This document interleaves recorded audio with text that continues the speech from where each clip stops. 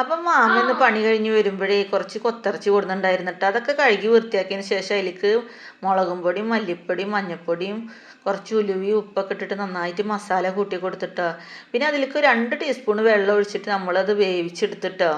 അപ്പോൾ പിന്നെ ഇതിൽ കൂടുതൽ വെള്ളം ഒഴിക്കണില്ല, എന്താ വെച്ചാൽ നമുക്കത് വരട്ടി എടുക്കാനേ പറ്റുള്ളൂ. പിന്നെ കടിച്ച് ചമച്ച് തിന്നണവർക്കാണ് അത് കൂടുതൽ ഇഷ്ടം ഉണ്ടാവട്ടോ. കുട്ടികൾക്കൊന്നും അത് അത്ര പെട്ടെന്നൊന്നും ഇഷ്ടപ്പെടാൻ പറ്റൂല. ഈ എല്ല് കുറേ സോഫ്റ്റായ എല്ല് അങ്ങനത്തെ സംഭവങ്ങളൊക്കെയാണ് അതിലുണ്ടാവുക. അപ്പോൾ അത് ഈ എല്ലൊക്കെ കടിക്കണവരുണ്ടല്ലോ, എല്ലൊക്കെ കടിച്ച് കഴിക്കാൻ ഇഷ്ടമുള്ളവർക്ക് മാത്രമേ അതൊക്കെ അങ്ങനെ ഇഷ്ടപ്പെടുള്ളൂ. പിന്നെ ഞാൻ അതിലേക്ക് കുറേ സാധനങ്ങളൊന്നും ഇട്ടിട്ട് ചെയ്യണില്ല. പിന്നെ ഇവിടെ സാധനങ്ങൾ മേടിച്ചതും കഴിഞ്ഞിരിക്കണ്.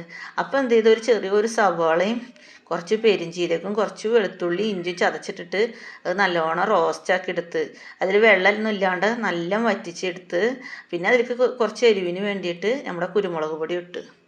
അപ്പോൾ പിന്നെ ഇത് ഇഷ്ടപ്പെട്ടാൽ ലൈക്ക് ചെയ്യുക.